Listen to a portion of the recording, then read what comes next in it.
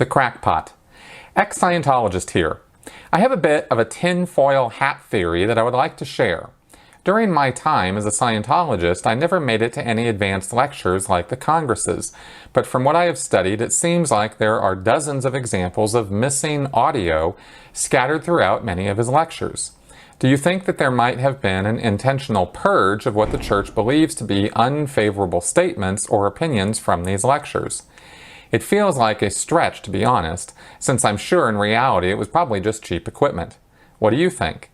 Do you have any examples, perhaps even entire books and lectures, that the Church is trying to make everyone forget about? Thanks for indulging me. Well, this is one conspiracy theory that is actually 100% true.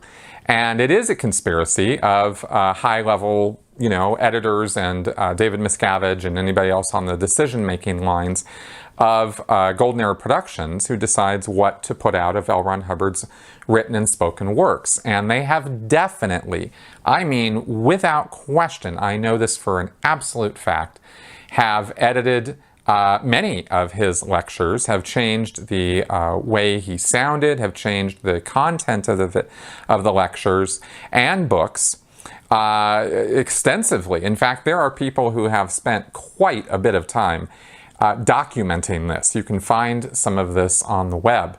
They were the things that were taken out, as far as I know, what I'm most familiar with, and I was actually made aware of this when I was still in the Church, because there were some Scientologists who were KRing, who were writing knowledge reports about the fact that this was being done. And I actually had a conversation with the person who represented the Golden Era Productions at my management level about this, because I was concerned. I was like, what is this about editing Hubbard's lectures? And he was like, assured me, within the world of the Sea Org even, I was bringing this up, and he assured me, no, it's all according to Hubbard's instructions, and the people at Gold are good people, and they're not trying to detract from Scientology or take away anything vital and important from Hubbard's works. Well, that's true enough in the relative, value system of Scientology. I mean, the people at Gold are well-intentioned people. They're not trying to con, other Scientologists or something. And it's only when you get up to the very, very top that you start getting into that kind of thing. But Hubbard, I'm sure, did leave instructions about this, and David Miscavige has certainly taken on the decision-making responsibility of cutting out whole swaths of stuff out of his lectures and out of his books. Things like references to black Dianetics, which was Hubbard's way of talking about, in the early days, altering Dianetics to make it worse or create bad or ill effects on people. Hubbard said that Dianetics was very powerful mental technology, which it's not, but he claimed that it was, and in order to add to the mystique of it, he created this idea of black Dianetics, where you would use Dianetics techniques harmfully in a premeditatedly harmful fashion. Okay, so he made references to some of that in his early lectures. There were also just commentary, questions and answers that would come up during lectures. Hubbard would get interrupted from time to time that were cut out.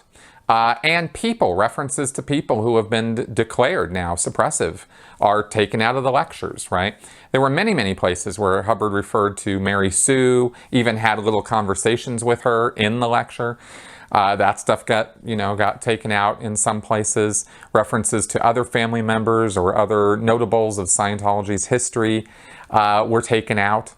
So that kind of editing happened, right? Basically anything that would give Hubbard a bad rap, right?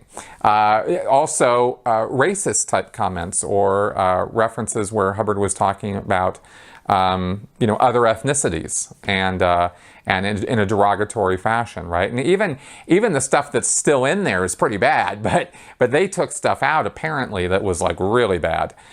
So anyway, that's what I know about that. As far as books or written material, there have been extensive edits and deletions from Hubbard's written materials. And yes, there have been books that have been sort of pushed aside, and we don't talk about those too much anymore.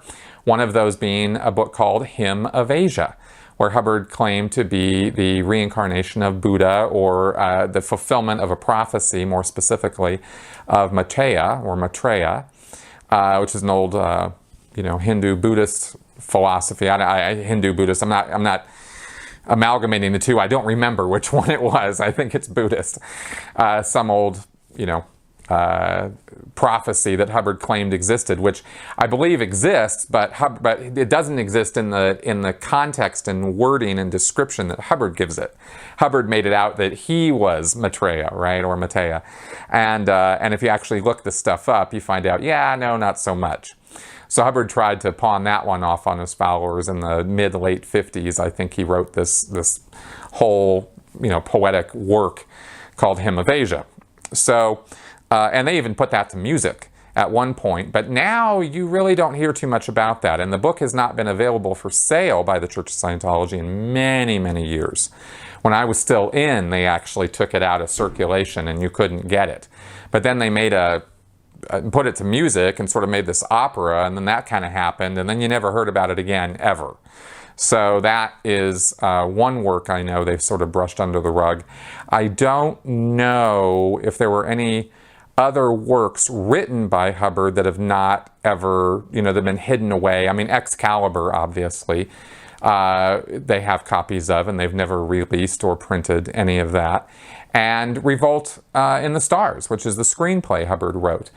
That's not got broad issue within the church. You'd have to really kind of be an old-timer and have been around for a while to have even heard of it. So that's what I can think of off the top of my head, at least. But the answer to your question of whether you're wearing a tinfoil hat or not is a resounding no. That's not a tinfoil hat situation. You are right, and that has happened.